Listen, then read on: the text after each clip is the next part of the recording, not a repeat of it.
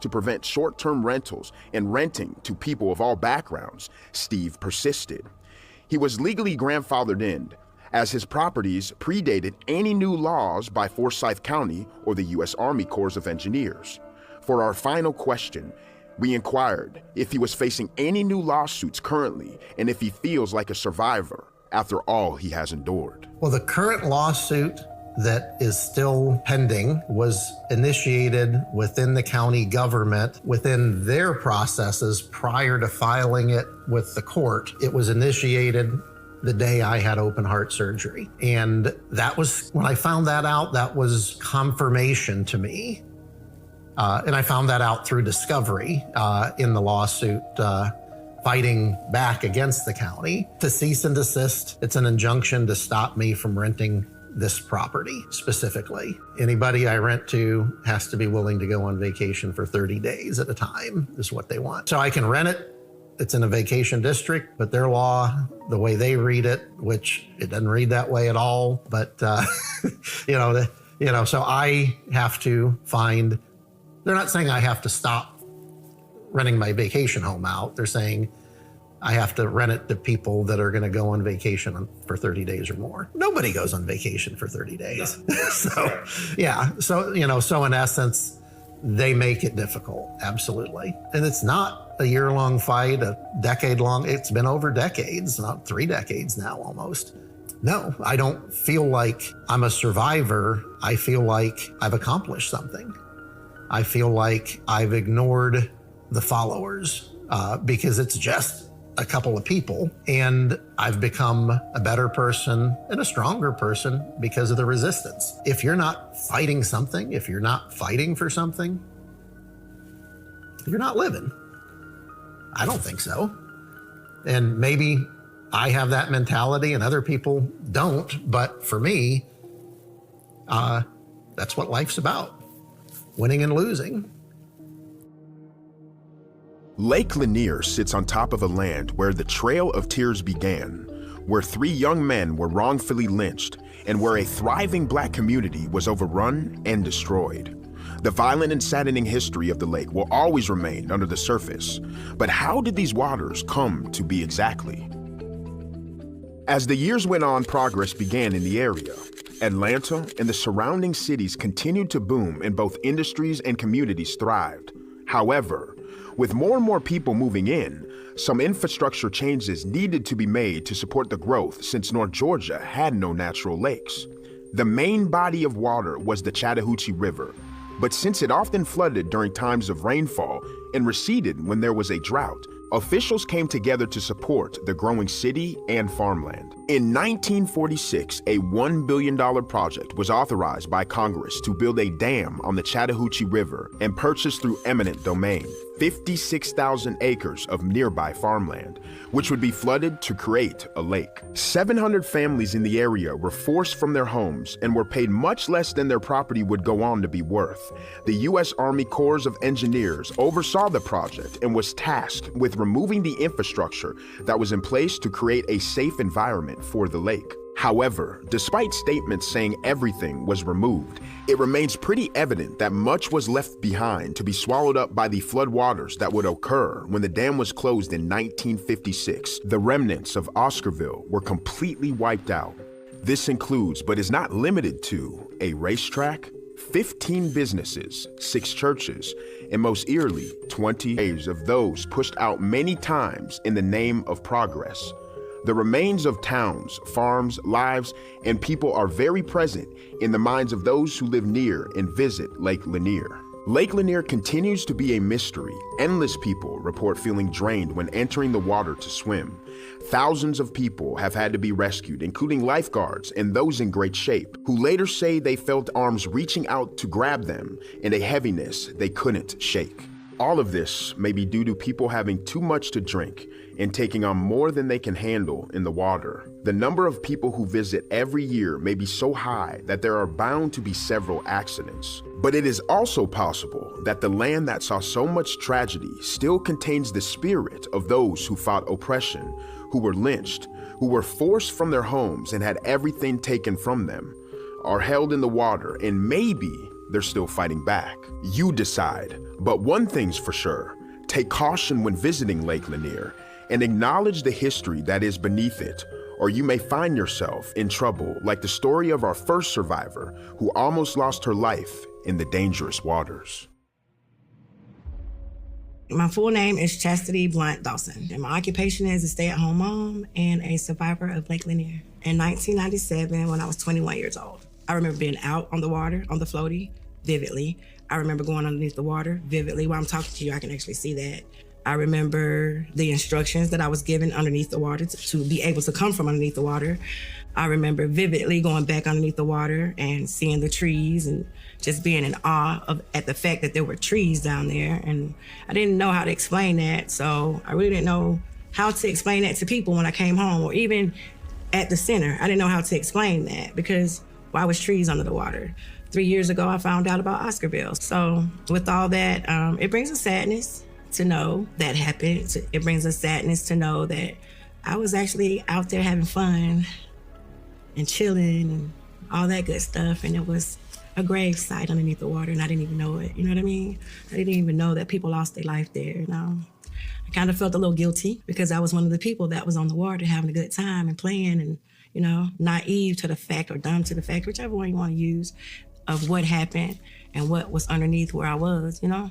Mm-hmm. So there's a little guilt of the fun of that day. If you can just imagine being on the campus every day, all day. You can't really go anywhere until the weekend. So you're with a bunch of people that you don't really know. So it was a good time to actually get out and feel normal, you know, to just be having fun, to have your little swimsuit on. You know, we having barbecue. It felt like a family reunion type of vibe, you know? So it felt really good to be out and about. So I think that's one of the reasons why I was so brave about going into the water, because I was having a great time. Nothing scary was going on. We didn't know anything about the scariness that was going on underneath the water. There was none of that going on. It wasn't until actually we went out on the water and we were chilling, having a good time. And that's when Demon came out. You know, he wanted to hang out with us. And like I said in my TikTok, we hadn't hung out with him but twice. And he looked different after we smoked and stuff. He looked like a demon. So I didn't want to smoke with him anymore. I didn't want to hang out with him anymore. So when he came out on the water,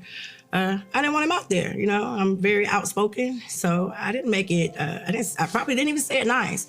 I didn't make it as if make him feel comfortable with being out there. I let him know that no, that's not what we're gonna do today. You know what I mean? And don't come out here playing. You know, because we can't swim.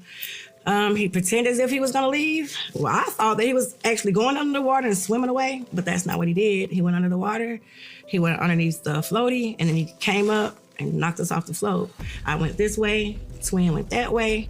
I don't know exactly what was happening with Twin, because I know that once I hit the water, once my head went under the water, it was just like there was no fear at that moment. What I felt before the moment, I can't tell you. But after, when my head went underneath the water, there was no fear. It was amazement. Like, wow, there's trees under here. And then I heard a voice say to me, Chastity, you're under the water.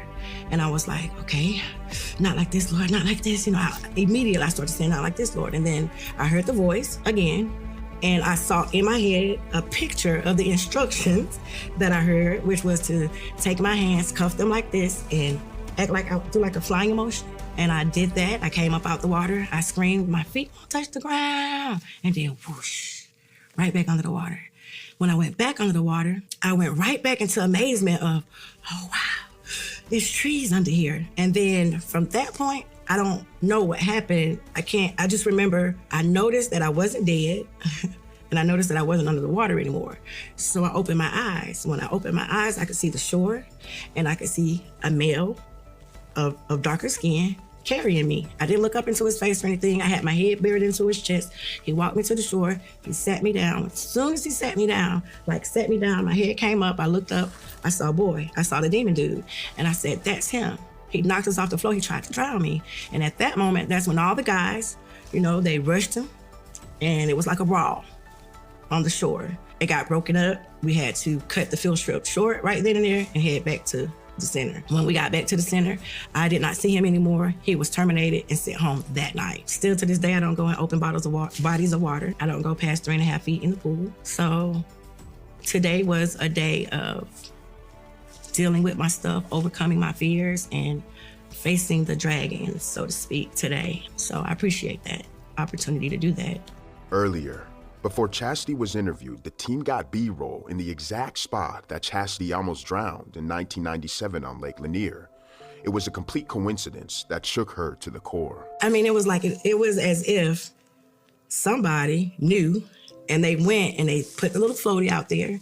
And then they even set a kid exactly in the spot that I would have been sitting on when I got set down on the shore. You know, that was like really weird because when we first went out, I was looking around, I was like, that just looks familiar to me. I don't remember houses and docks and stuff, you know what I mean? And as we went out and I looked over, I was like, that looks like, I mean, it was as if it kind of drew me to look that way. Honestly, if I just be honest, that's why I got so emotional, because it kind of drew me to look that way. And I did, and I was like, that looks like the place. So what is that over there? Because that looks like it. And the closer we got to it, I could not shake the feeling that that was it. And then when we got over there, I was like, I could actually see it in my head. I could actually see exactly the spot. Excuse me, I could see the exact spot that everything happened, and it was exactly the spot where the floaty was. Maybe just a little bit to the right, a little bit further out to the right, where we were on the boat when I said right here in this spot. When I looked back, I could actually see a little girl. It was actually two little girls, actually. It was a little bitty girl and one a little bigger on the shore in the exact spot where I would have been sitting.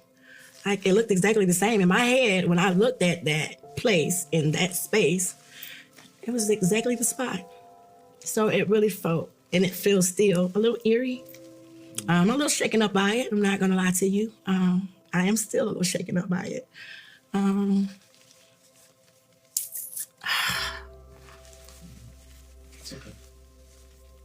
I believe with everything in me, it was the Holy Spirit. The Spirit of the living God saying, giving me instructions, because when I heard the instructions, I saw the instructions.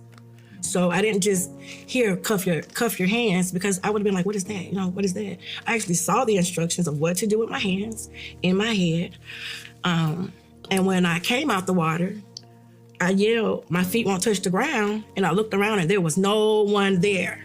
I didn't see Twin. I didn't see Sammy Tread. I didn't see anyone. It was just me out there, man. And then I immediately went back under the water. Mind you, I'm afraid of what I'm feeling today is when I saw the TikTok underneath the water. You know what I mean? And it just did something to me that day. And it's disrespectful to me. You know, I felt like and I didn't feel that this way at first. It was only 3 years ago when I found out about Oscarville that I had to go through those emotions. You know what I mean? I felt guilty. I felt guilty because I was one of the people having fun out there. You know what I mean? I felt like maybe,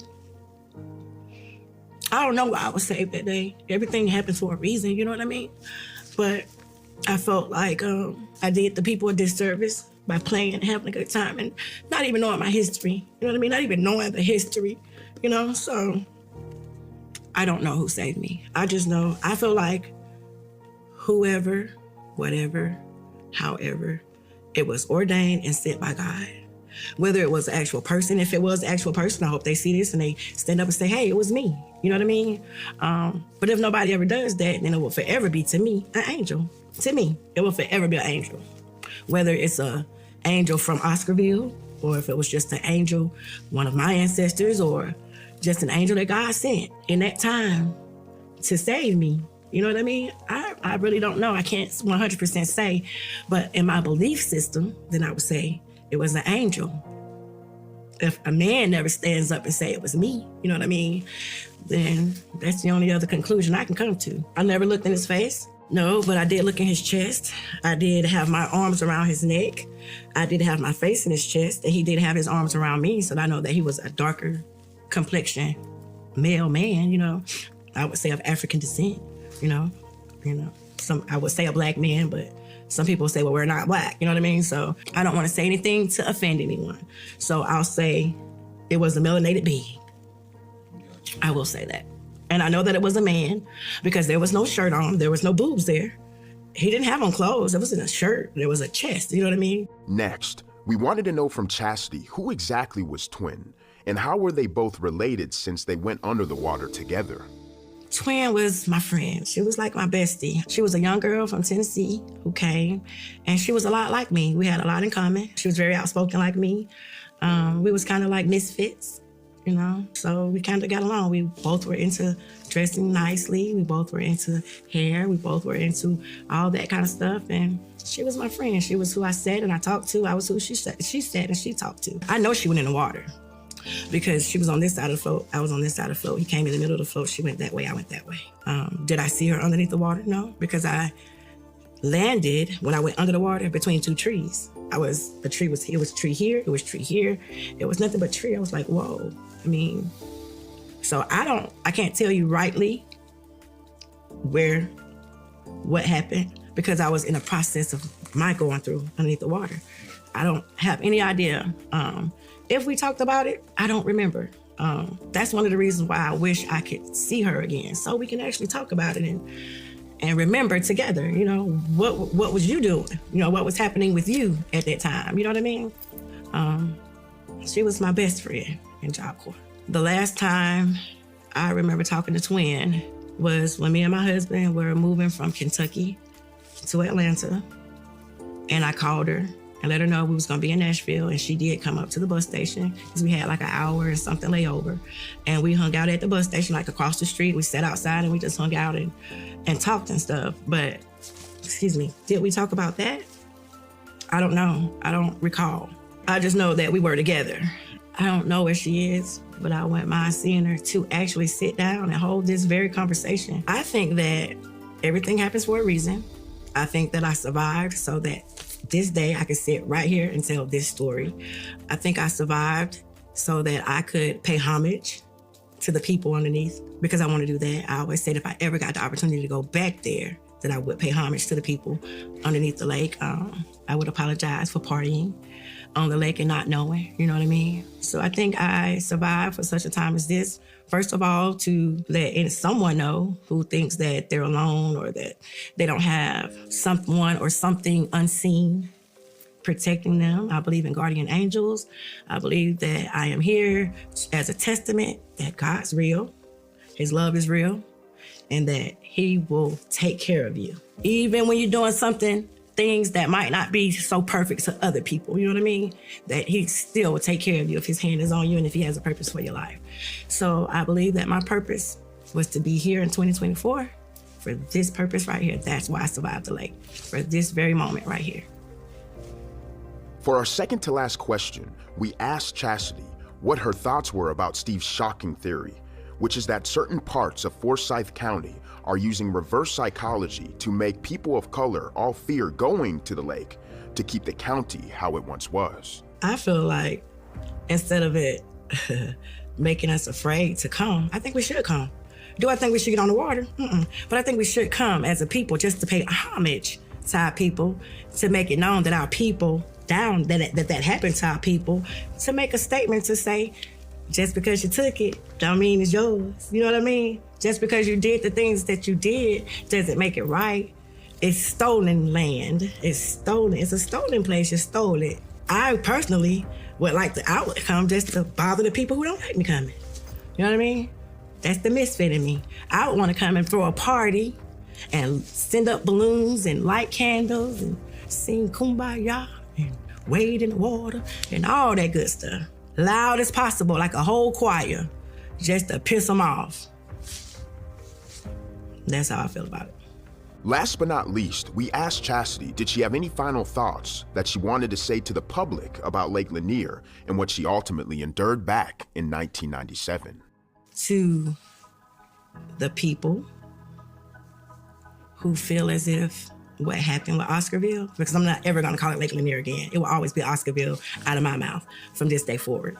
I would like to say you didn't win, you lose, because of people like me who survived, you know what I mean? Because of people like me who are gonna say, hey guys, we don't have to be afraid of Lake Lanier. We made the land, we own the land. I mean, I'm just saying, let's go there. I'm not saying to any kind of park. I'm not saying to put money I'm not saying any of that. Let's just go there. Let's pay homage to our people. Let's put little sailboats with candles and stuff on them and send them out into the water. You know what I mean?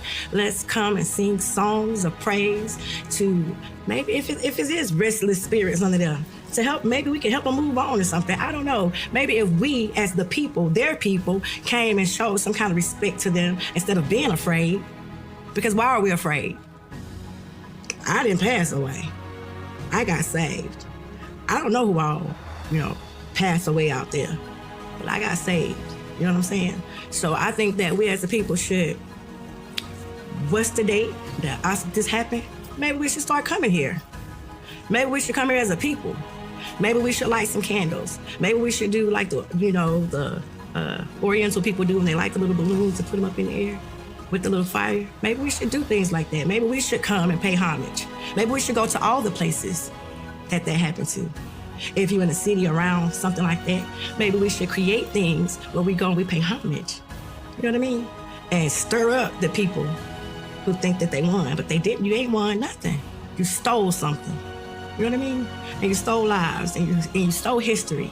You know what I mean? That kind of makes me angry when I think about it. My emotions on the water today, I was sad, but I was also pissed about the fact that when I looked over the boat and I looked down at that water, and it's so dense and it looks so thick, you know what I mean? Like I looked over a couple different times just to see if I can see in the water. You can't see anything.